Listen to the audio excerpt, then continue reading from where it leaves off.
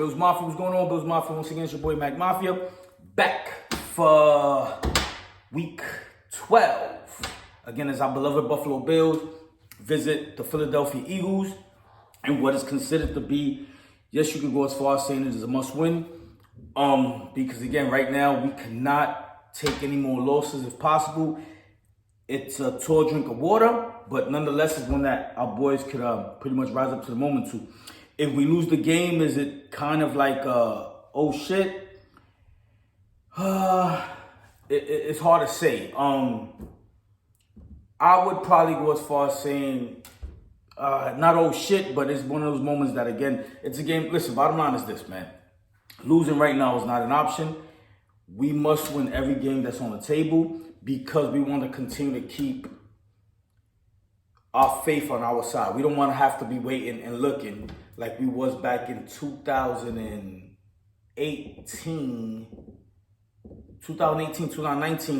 looking at a screen, hoping for a team to lose, for us to get in. So it's one of them games that, again, Bills Mafia, we got to sit up there. We have to find a way to win this game. It ain't going to be easy because yesterday, the New York Jets lost to the Miami Dolphins as expected. You can't rely on the Jets for shit, man. That now knocks us. We're now 2 games behind the Miami Dolphins. Again, the Dolphins beat the New York Jets by a score of 34-13. Again, it was costly as far as for the Dolphins go because they lost Phillips. That's a young stud, man. I've always said that from day one. I got a buddy of mine who's a Dolphins fan, and that's one thing I've never taken from him. I've always told him that boy Jalen Phillips is a stud, man. He went out with an Achilles. More than likely, he's gone for the year. That sucks for them. But they are now holding a 2-game lead over us, and it's something that, again, we have to try to overcome, man. Bottom line is we got to try to overcome that two game deficit. We played them the last game of the season. Count that as a game, man, and count that as if we win that, we sweep them. But again, just like I was saying, some things got to fall in place along the line in order for us to go ahead and win this division. So, Jets, we could have used your help yesterday, but thanks for nothing, man. You guys really ain't shit. Let me tell you something about this Jets organization, right? And again, listen, you guys know, again, I say this is probably like the 3rd video in which I'm saying this. I'm born and raised in the South Bronx, right? Listen, 40 plus years in the Bronx, right? South Bronx, right? So again, listen, most of my friends, most of the people I'm around are either New York Jets fans or they're New York Giants fans. So that fan base, again, I'm not trying to shit on y'all or anything like that, because I have a very close relationship with many of you guys, right? Well, at least the ones I'm around, so to speak, right? Because there's thousands, not millions of Jets and Giants fans, right? But let me tell you guys something, man. Again, if I was a Jet fan, I'd be very, very, very upset. Why? Because the organization ain't shit. And I'm being honest with you, and I'm not shitting on you guys. Listen, this is bar talk. This is one-on-one or whatever have you. Again, voice your opinion if you like. But I'm just being honest. I'm not trying to be an asshole. I'm not trying to be anything. I'm just being honest. That organization is shit. And I'm going to tell you why I feel that way. Because you guys placed pretty much everything. You guys stopped believing in God to start believing in Aaron Rodgers. This guy has held you guys hostage. And why I feel that way? Because Aaron Rodgers went down 4 plays into the season. Anybody with half a brain, right, will sit up there and would have told you guys, listen, you guys got to go out and get somebody. You guys got to do something. Even Aaron Rodgers, listen, the Jets are smoke and mirrors. Every game, like I told you guys, every game, the Jets highlights is based on Aaron Rodgers warming up. That is your highlight. That is what you're talking about. That is what Jet fans are talking about to this day. Oh, Aaron Rodgers may be coming back. Aaron Rodgers may be coming back. Meanwhile, it's smoke and mirrors because in the meantime, your team is playing like shit. And you guys sit back as a fan base and talk your shit and don't understand that your organization ain't doing shit to help you guys. Because again, if I was the New York Jets general manager, which I think Joe Douglas should be fired right now. Why? Because Aaron Rodgers went down 4 plays into the season. Now, obviously you want the man to come back. When it happened, they say there's a season-ending injury, this, down, a third, whatever have you. Okay, now, what do?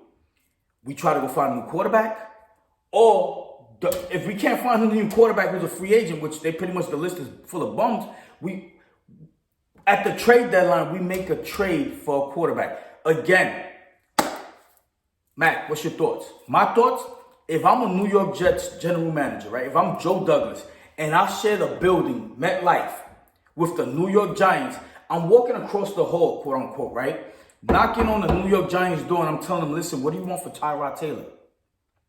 What do you want for Tyrod Taylor? Why? Because again, listen, that's not someone obviously who's going to have, Aaron Rodgers is not going to feel threatened by any quarterback, first and foremost. He don't think any quarterback is going to come in that building and take his job, right?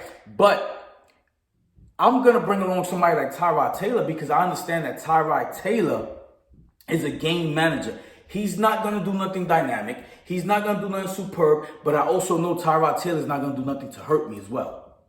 So I'm going to pick, with a defense like the one that I have with the New York Jets, I will pick a quarterback. I will trade for a quarterback, again, like a Tyrod Taylor, who, again, is not going to hurt me and who's going to keep us in the game and who's going to give us a fighting chance to win these games.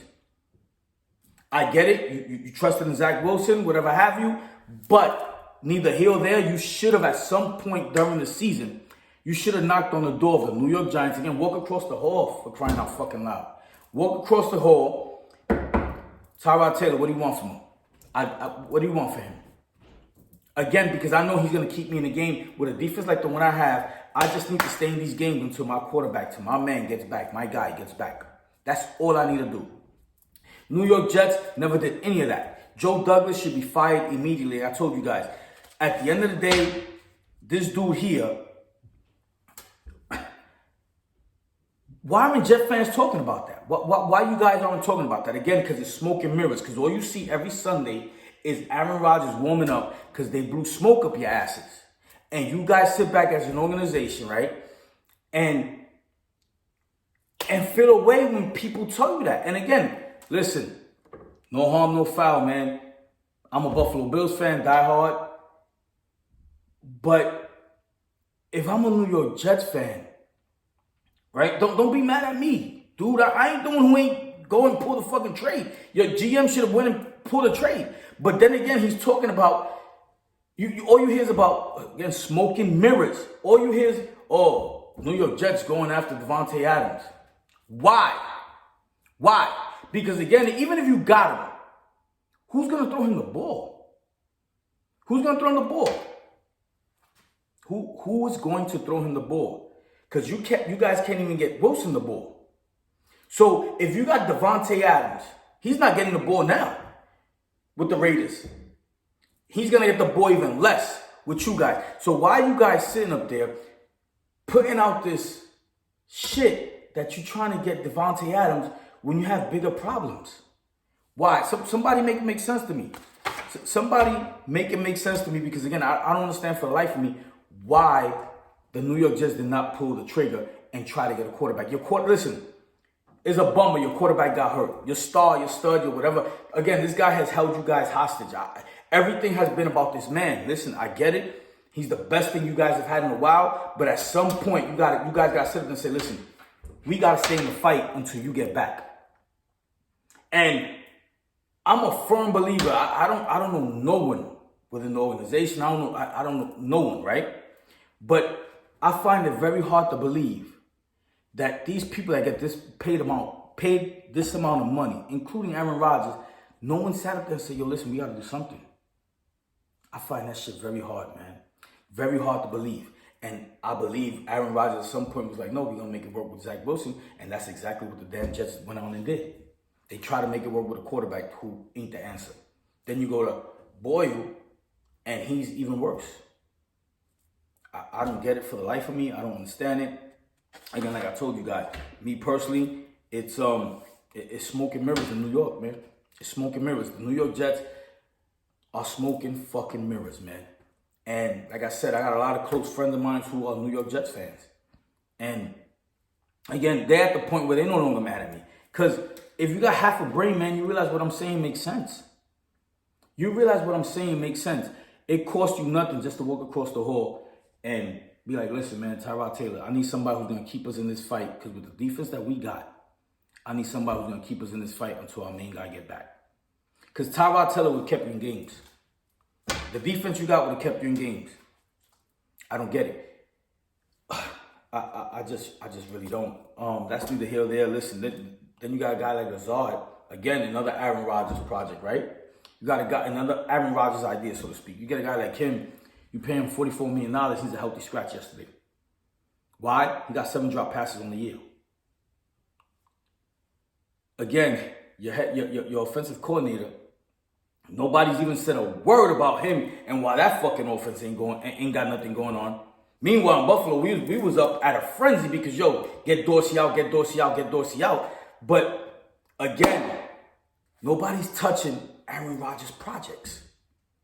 Anything that's Aaron Rodgers' idea, nobody want no part of it. Why? Because you guys, again, stopped believing in God and started believing in Aaron Rodgers, man. I'm telling you, I don't even know why people don't see it like this. I don't understand for the life of me. What this man, and that's the problem he had in Green Bay. He wanted to run the show completely. Listen, the reason the Green Bay ain't have Devontae Adams or couldn't keep Devontae Adams is because Aaron Rodgers took all the damn money. Because if he was a team player, he would have said, you know what? I'm towards the end of my career. I'm going to take X amount of dollars so you can pay Devontae Adams X amount of dollars and we can get a run at the title. Or we can get a run at something. Or maybe we can free up money somewhere else. But he took the bag of money. There was none left to pay Devontae Adams. Next thing you know, he wanted control. They wasn't trying to give him 100% control. So guess what happened? They packed him up out of there. Because he wanted out. Again, an Aaron Rodgers idea. But nobody gets it. Boy's nice. But again, when you're going to start being handicapped by homeboys? And again, even the media. When you're going to sit up there and put out there that the New York Jets really do suck. And that there's problems bigger than others. When are you going to put that out there? Because again, there's big problems. And here's another big problem no one ever fucking talks about when it comes to the New York Jets. And I'm going on with the Jets only because, like I told you guys, this is a team that I'm sick of hearing about them. So I'm voicing my opinion on them, and I'm sorry I'm doing it on this platform and you guys listening. But nonetheless, they're the ops in our division, so therefore we're spending some time on them, right? Who the hell, right? Now they talking about Aaron Rodgers probably be back at the end of the year, which is probably not, because if they're not in contention, he ain't coming back, right? But even if they are in contention, even if he does come back next year, who the hell is throwing behind that offensive line? The media, the Jets, the fans. No one has addressed that the offensive line sucks, and that's the reason why Aaron Rodgers ain't there right now. Zach Wilson spent the whole season running for his life. Again, who's throwing behind that line? So you think Mr. Aaron Rodgers is going to come and he's going to do something superb behind that line?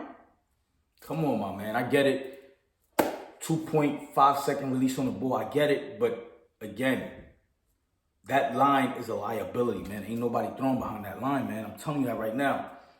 Listen, neither here nor there, man. Let's talk about our Bills, man.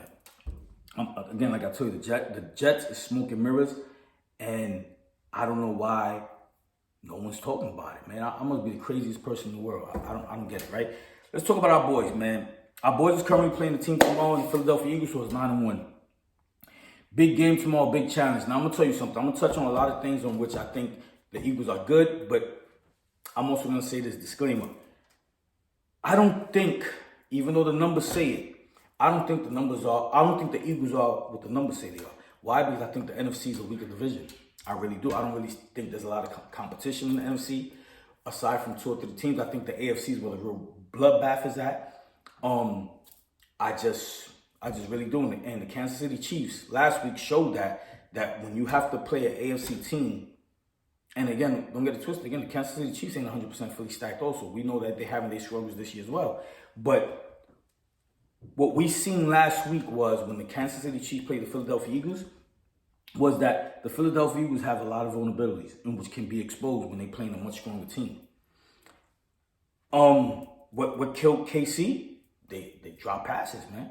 They had a lot of drop passes. But we're gonna give the Eagles the benefit of the doubt. Because again, they 9-1, we're gonna respect them. That's how this works, man. We're gonna respect the Philadelphia Eagles, but I'm here to say that the Philadelphia Eagles can't be beat because the Philadelphia Eagles ain't the team that they once was, right? So, nonetheless, we gonna respect your hats off to y'all. Salute. You're 9-1 and y'all kicking everybody in the NFC's ass. And your only loss was to the New York Jets, in which the world wonders how. But again, I think it's because I don't think that the NFC is as strong as many people think it is, right? So let's get into a few things, right? You have a 9-1 record.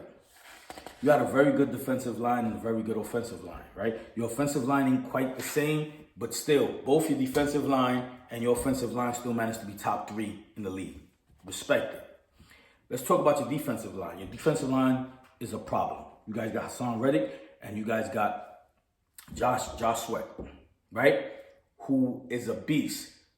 In my opinion, Hassan Reddick gets lots of the credit, but if you look on the board, Josh Sweat is pretty much your leading man in pressure, in quarterback pressure, right? A problem. Those two boys get after the quarterback. The keys to winning the game tomorrow is obviously going to be on our front line on both sides of the ball. We talk about that every week because that's what it continues to be. If you know the game of football, you know that the game is won and lost primarily on the line of scrimmage. So the Buffalo Bills are going to have to do a very good job at protecting Josh Allen tomorrow. That's what it boils down to. That's what it is. The Buffalo Bills are going to have to do a very good job at protecting Josh Allen because these boys get after the quarterback and they get after him fast. They're very difficult to run the ball on. They, they have run stoppers, man. They have beasts. They stacked. Again, that defensive line is one thing that I would say about the Philadelphia Eagles that hasn't changed much, that still continues to remain good. They have ball players, man. We can't take that away from them. They have ball players. Then you have to deal with Swift running the ball on you on offense, right? Then you obviously got to deal with their receiving core. The receiving core, obviously, in my opinion, one of the top 3 receivers in the league, A.J. Brown. Boy's a beast. That was a great acquisition on their part. By them picking that boy up, they did good. Then you got Devontae Smith as well, who is another problem, who's currently now, he's nursing, he was actually inactive at practice yesterday. He played in practice, excuse me, he practiced on Friday, not yesterday. He practiced on, yesterday. Yesterday was Friday. He practiced Friday. He was in no practice. But he is expected to play on Sunday's game. If you ask me, he's a great number 2 option, better than the one we got. Better than the one we got. Again, I know we got a lot of Gabe Davis fans, people who love him, but me, like I don't know. I think he's a miracle guy. I think he's one of the guys that if you need a miracle, he finds a way to make it happen. But day in and day out, he's unreliable, man. Rather week in and week out, he's unreliable. He drops a lot of passes. Passes off his face mask, man. He dropping passes off his face mask. For the ball to clear that much space, and for you not be able to get them hands out, right? Especially your stature, man. You're a big body, man. Do you understand that Gabe Davis plays 88% of the offensive snaps on our offense? Obviously on our offense, right? But you understand that? He plays more offensive snaps than Stephon Diggs. And the reason why is because obviously his stature. He's a great blocker. He's a big body. So for the ball to be able to come in and get you in your face mask and for you to be dropping passes, listen, you're supposed to be muscling and deboing that 5'11" quarterback. That's what you're supposed to be doing. You're supposed to be bullying that 5'11" cornerback, that 6-foot cornerback. And he's not getting done. But again, Devontae Davis, again, he's nursing a knee injury. Didn't practice yesterday. He's one of the best number 2s in the league. If you ask me, the boy is great. The boy is phenomenal. He's a problem in itself, get along A.J. Brown. Then, obviously, they got Julio Jones, who they picked up a few weeks ago, who he's no sleeper either. You sleep on Julio Jones, again, he's a big body on their side, right? Just like A.J. Brown. You leave him alone, shit, I mean, he's liable to kill you too. So if you just factor in, right, those 3 that I just mentioned right there, and Goddard, who's their tight end, he's out, right? Thank God for that. But if you factor in just those 3 wide receivers and Swift, DeAndre Swift, right?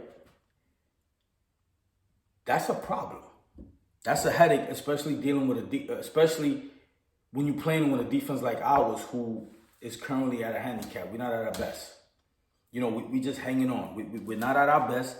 So that's a problem. That's a headache. And then you also have, you got to keep into account you're dealing with a quarterback in what the hell's the boy name now?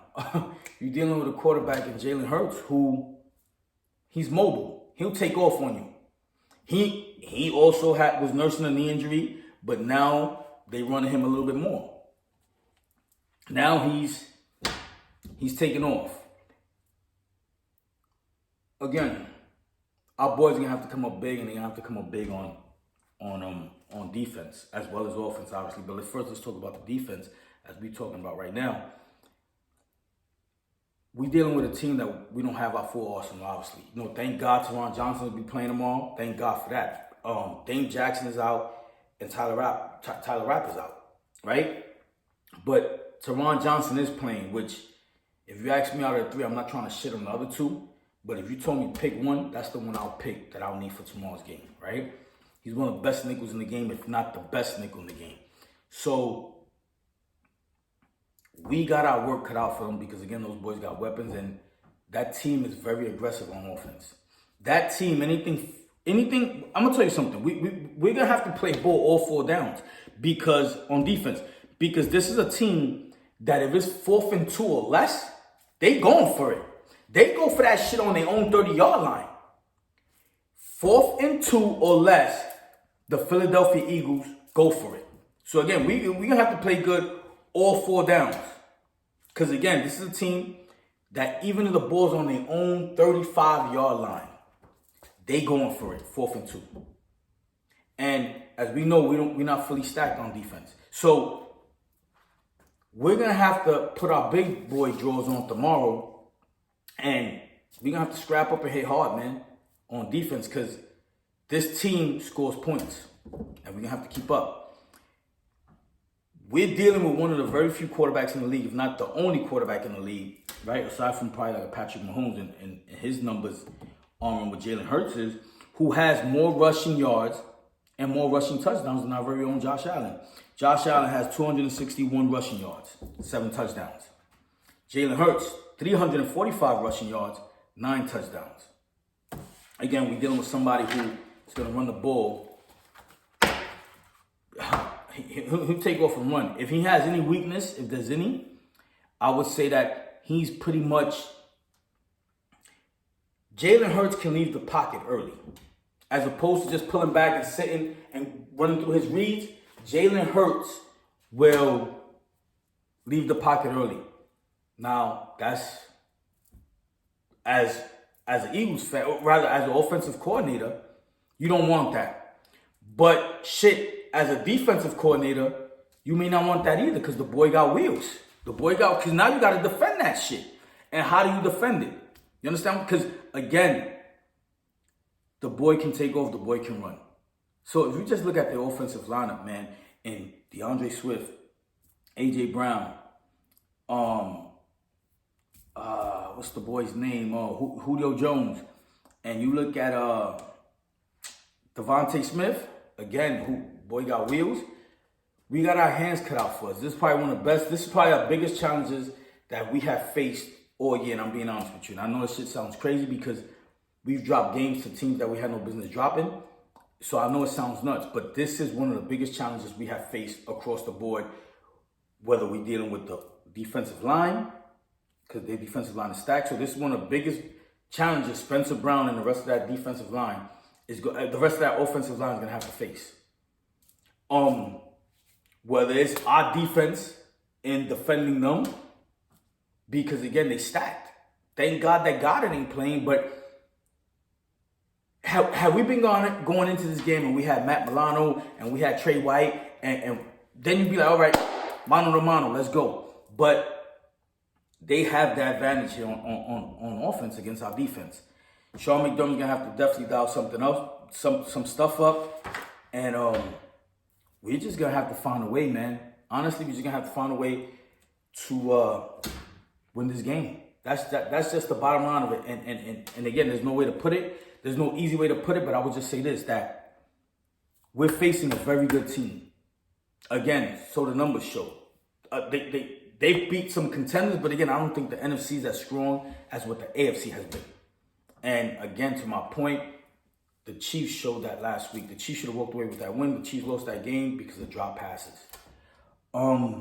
So we just gonna have to scrap up and hit hard. Keys to winning the game tomorrow, as I get ready to start wrapping up. The defense.